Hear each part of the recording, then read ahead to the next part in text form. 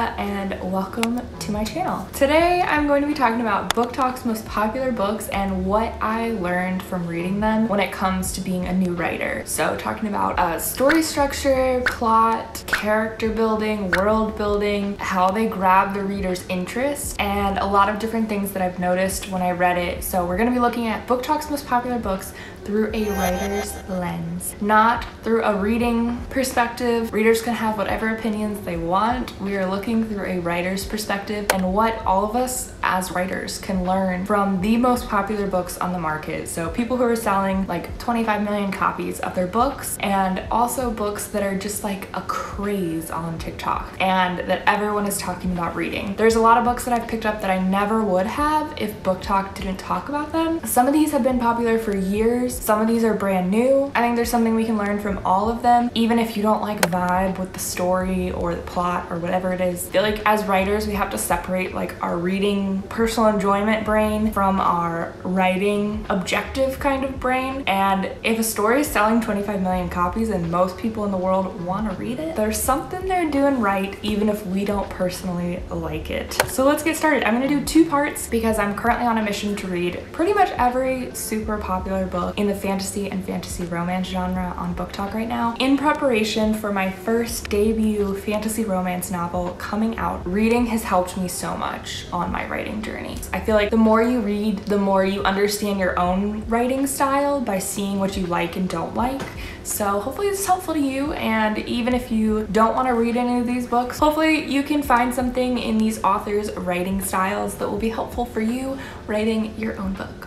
So let's get started. We're gonna start with the most popular to me fantasy romance book on Booktok, which is ACOTAR, A Court of Thorns and Roses.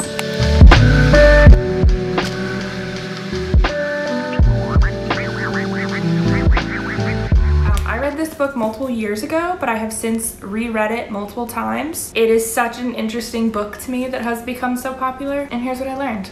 Number one, with the actual book ACOTAR,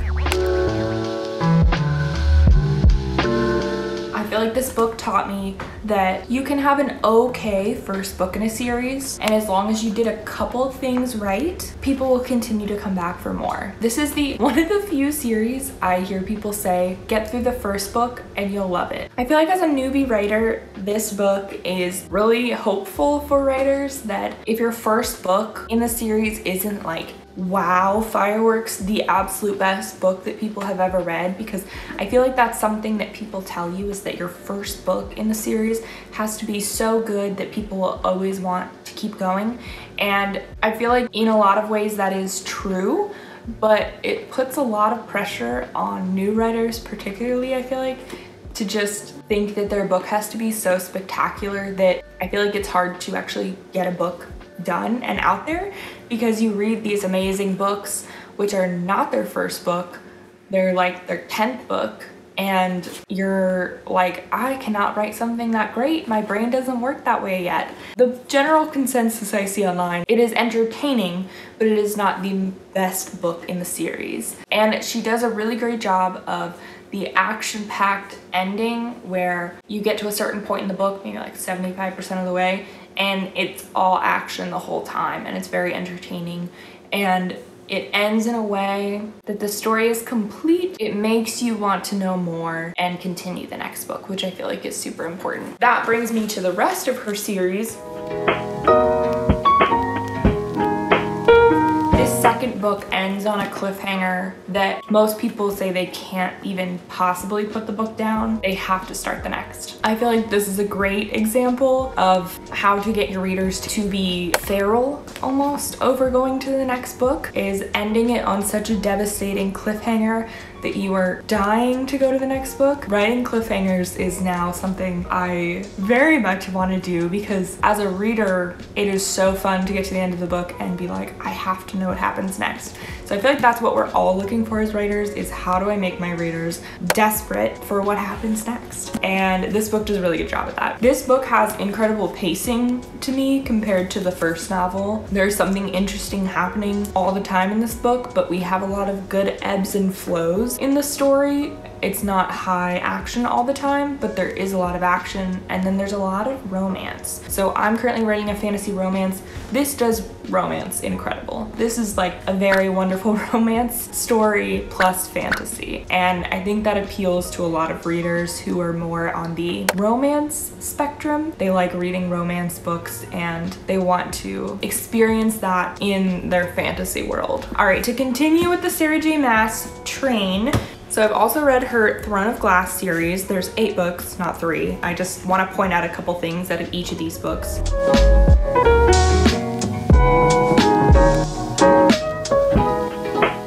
What I think this series does best as a whole is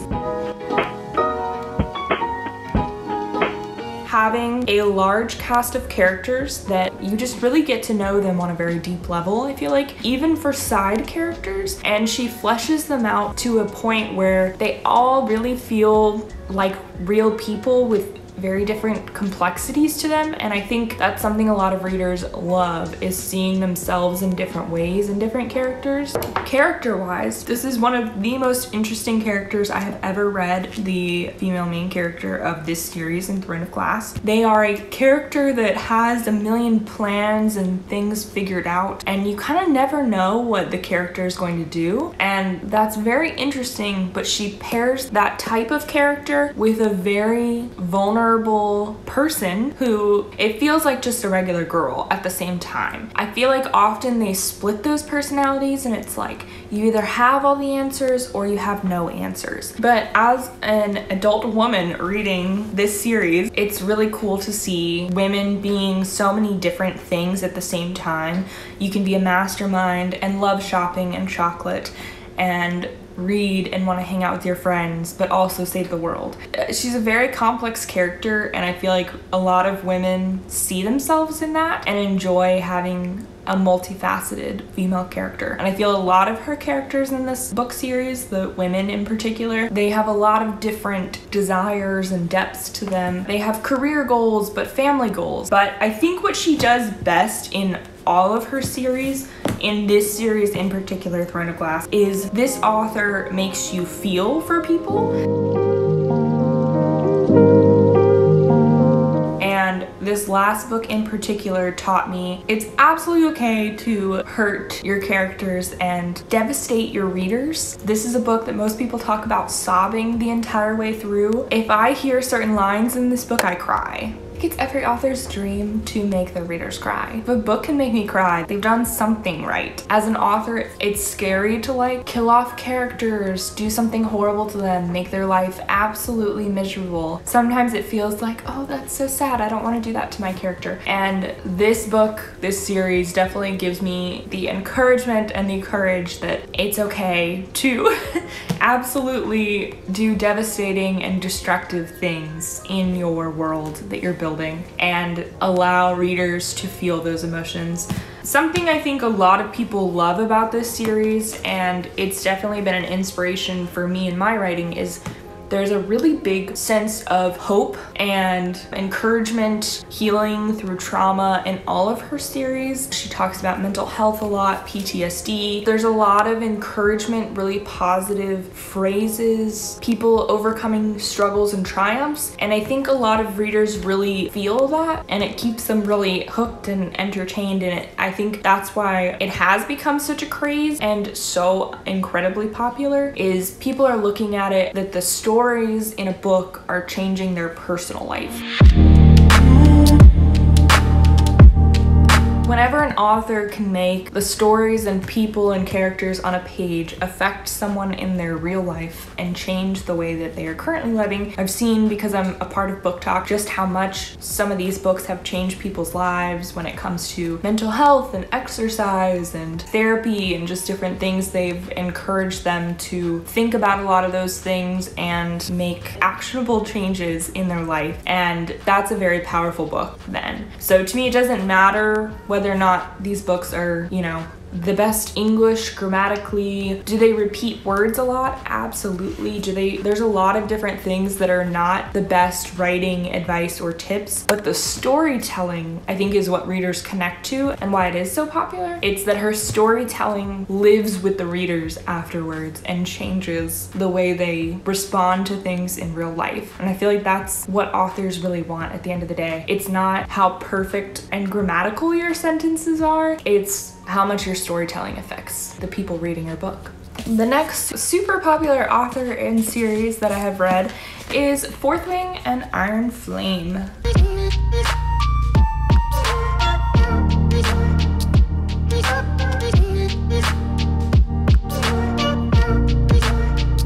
This book was hyped insanely high when it first came out in like May of last year. People were going wild for it. I remember trying to buy it in May and I couldn't. Like, it was completely sold out of Amazon and Barnes & Noble. I remember going in multiple times and asking my local Barnes & Noble, and they were like, oh, it's gonna be weeks until we get it back in. Nobody expected it to be that popular. There's just a lot to learn here as an author when it comes to marketing, when it comes to writing. I feel like such an interesting example. This was a traditionally published romance author who took her first stab at fantasy writing and it blew up probably beyond her wildest imagination or dreams. And then they decided to ride that wave and publish the second book within a couple months, which is just wild to me in traditional publishing standards. Usually you're waiting like a minimum of a year. Great advertisement for it to be like that. So Fourth Wing, right off the bat, when you start this series, it's starting in the thick of the action. She's been quoted to say that she wanted to bring romance readers, like the audience of the contemporary romance that she writes in, into the world of fantasy because she loves fantasy. And sometimes fantasy can be like an overwhelming genre for people who haven't read it before because they think of things like Tolkien and I don't know, it's just like some more complicated or longer things. And they think like that's difficult to read. I don't know why that's the perception. There's a lot of really fun fantasy books, but to me this is a fun fantasy book in that it just gets you right in. So something I learned from her is I feel like you need to know how intense your world is that you're creating. And if you're saying that your characters are in a brutal, unforgiving world that they live in, like this is set in a military academy. It's supposed to be people die. The tagline of this is fly or die. And that's what she's setting up the world to be, is she's saying it's this incredibly brutal, intense, violent world. And to me, if you're going to say that that's what your world is, you have to immediately prove that to me. The way that she wrote the beginning of this book, immediately I believed her. I believed her. This was a brutal, violent, dangerous world, and we meet our character and she is the opposite of those things, and you're instantly like, how is a character that is an opposite of the world that she is going into going to survive here? And I feel like the way that she did that was pretty much every character I feel like she introduced in the first couple moments died horrifically. It was very obvious, like, how is she going to make it through here? The character didn't sail through, the character struggled to survive, and that kept being shown that the character was definitely struggling to survive in this really intense world, and that made her world believable. Rebecca Yarros definitely taught me that you should not pull your punches. If you are going to promise on something being dangerous, scary, whatever it is, you need to immediately like qualify that with an example of exactly how it is, not just like, oh, those people are really smart. It's like, we need to see a reason why they're really smart and impress the reader. Or everyone dies when they go here, and then we need to have characters die when they go here. We can't be afraid to fulfill what we're promising to the reader. It needs to all be backed up and very apparent. I guess I really like that. It's a lot of times I feel like there's a lot of happy endings, and it's like, if you say a world is not really about a happy ending, then you gotta make that happen. Both of these books, I feel like, spent a lot of time on relationship building and character building, even though there was a lot of action happening, and I always really enjoy that. I feel like characters are such an important part, and people really love a lot of these characters because you get to know them, even though there's a lot of things happening, and showing people's personality through dangerous trials and situations in a world like this. So it's very interesting how she utilized the environment to show some of the characters' strengths and weaknesses and different things like that. Next book I recently read was Powerless by Lauren Roberts. This has been such a big Booktok book. She was originally self-published and now she is traditionally published, and all of her subsequent books are going to be traditionally published, which as an aspiring indie author, that is so interesting to me to see just how many indie and self-published authors are being picked up by traditional publishers. Now their books are all in Barnes & Noble and all this stuff. It's really cool to see. What I thought this book did really well is it was very trope heavy, and it was very trope heavy on all of readers' favorite tropes. So enemies to lovers, who did this to you, the nightmare trope. She hit tropes really well. The book was packed full of lots of different tropes that people love, and they all happened, but they didn't feel forced. Yeah, she hit the mark on those, and that was really interesting to see because I feel like people talk about tropes a lot in writing, and I don't know, there just kept being more and more tropes, which was pretty fun. I feel like a great thing she does with this book is her marketing. And she markets it as if Red Queen by Victoria Aveyard and Hunger Games had a baby. You could see how those two came together, and then it is so heavy on the romance, which is good to see because I really like writing romance and I love reading romance. This is one of the reasons why I feel like it's really important to read new and popular books, because sometimes when I'm reading these really popular fantasy books, I wish there was more romance in them, and she kind of just luxuriates in the romance. And that's how she sells it. She pushes hard on the romance and it delivers in the book, where I feel like it's become a marketing trend to put like catchy lines of romance and stuff, and then you start reading the book and it's like, oh, you have to read to 75% of the book to get to that line. This is a slow burn. I don't even know if we had a full kiss, like first kiss in this book, but the tension and the romance was there the whole time. So it's a really good reminder. Like, I feel like people talk about the spice craze right now, like that everyone only wants like smutty books and you have to have like on-page sex scenes in your books for it to be popular. This book is incredibly popular, and I don't even know if we had a kiss. Like, that's where we're at, but the romance and the tension is there. This is why it's so important to be reading really popular books, is you need to be keeping like a pulse on what the market likes and not just believe like whatever people say, like, oh, we only want this. If a book's selling thousands and thousands of books and people are recommending it over and over again and it's getting great ratings, then it is selling, and a book like that is something that you can write. As long as you really deliver and like hit on the tropes and the type of book that you're promising. Don't advertise it as a smutty book if it's not a smutty book. So that is what I learned from Powerless, is really exploring, luxuriating in some of those romance tropes. Marketing, great job marketing. Next is the Letters of Enchantment duology. We have Divine Rivals and Ruthless Vows by Rebecca Ross.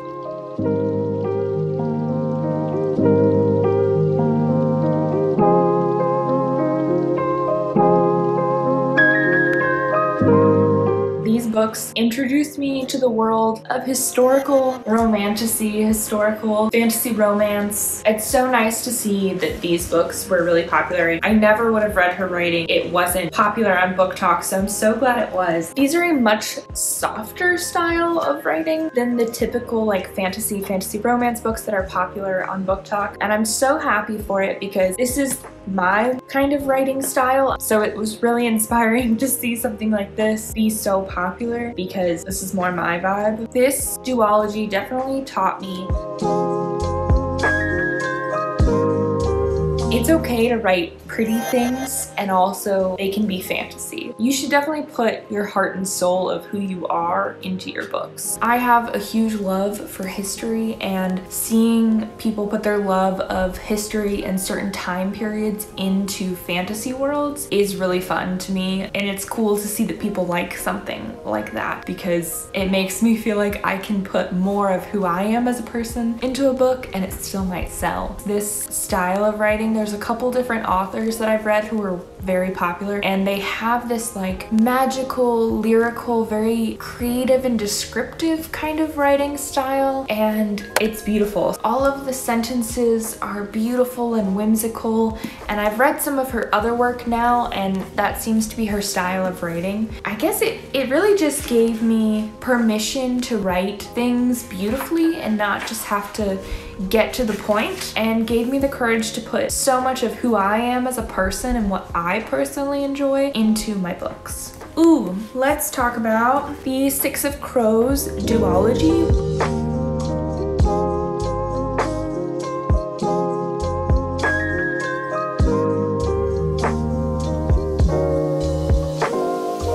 This is in the same world as the Shadow and Bone series. It's a lot older, but a couple years ago it was very, very popular on Booktok when the TV show was coming out, and so are these, but I consistently see these still on Booktok talked about often. I learned so much from reading this book, and in particular from the author, Leigh Bardugo. In the back of her book, in the back of her acknowledgements, she talks about how much research went into making her Grishaverse and how she kind of came up with a lot of it and designed that whole world, which is very unique and immersive. The way that her magic system is done, just the cultures and different types of people and languages, she takes them all from real life culture and has done a lot of research. She went into depth. She even like listed out, I don't know if you can see that. She listed out all of the books and references that she used to create this series.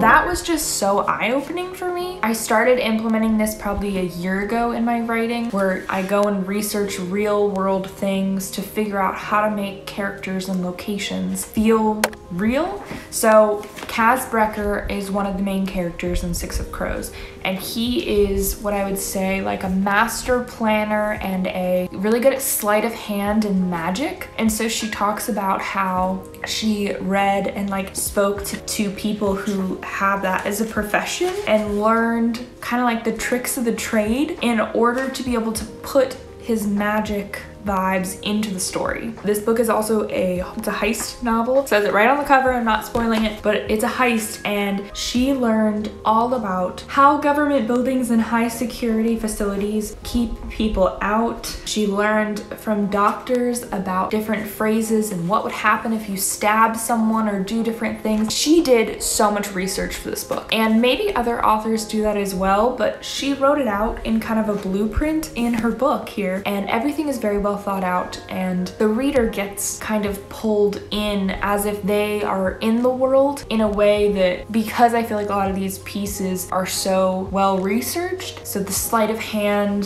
the heist, everything, it's like they actually are like figuring stuff out in a way that makes sense, where I as the reader don't know what's going to happen always, or until it's explained later, you know, like they're really good at pulling one over on you, the characters. So that's the author's job to learn all of that stuff, and I don't think before reading this series, or this duology in particular, that I knew that I needed to put that much research into creating characters and worlds like that. And there's just so many things you realize that you don't know anything about until you start writing a book and you have to explain how very common things in our world work, like time and clocks and water, and just very simple ordinary life things are different often in the fantasy world, and it's a new world that you're creating, so you have to explain a lot of it, and it has to make sense to some extent. So Six of Crows definitely helped me think that through a little bit more. Next series that I read that is very popular is the Shatter Me series by Tahereh and Mafi.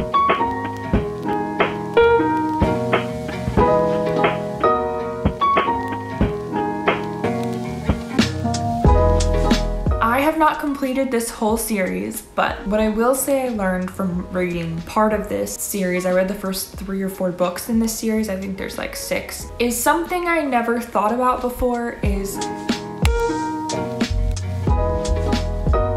we often, I feel like, think as new writers that there's just one way to like stylize or write your book, and reading Shatter me, it made me realize that there really are no rules in how you tell a story, and the story needs to be told the way that the character that you created would want to tell the story. So she does really interesting things like scratching out things and repeating words, but it's very like poetic, but it makes sense for the character, the main character of that book, and her story's being told so true to who her character is, but it's not very conventional style of writing. So I feel like reading that series opened my eyes to the idea that stories should be told the way that a character would tell the story and not just the conventional way, and that was super interesting to me. I don't know, I never read something quite like that. Another book that tells things in a very interesting stylistically way is Caraval by Stephanie Garber. I'm not finished with the series. I'll talk about it in the part 2. I'm still making my way through the whole series, but she tells the story through letters and notes and images and pictures and stuff, and that's already something I'm implementing in my current book. After seeing that, I was like, oh, I have to do this because it just made sense for my story. So the more you read and the more interesting and popular books, I feel like it gives you permission to write your story however way you want. I feel like staying current with what's popular for readers in your genre is super important, and I'm currently still trying to read through. I have so many books that I am done with or almost done with that I will do a part 2. So I have a ton of different ones almost done with that I will be sharing very soon in the next one. And honestly, I feel like the hype is there for a reason about a lot of these books, even if not all of them were my absolute favorite books. As a reader, I feel like as a writer, I could pull something from pretty much all of them that I either never want to do or find a piece of all of their writing that I could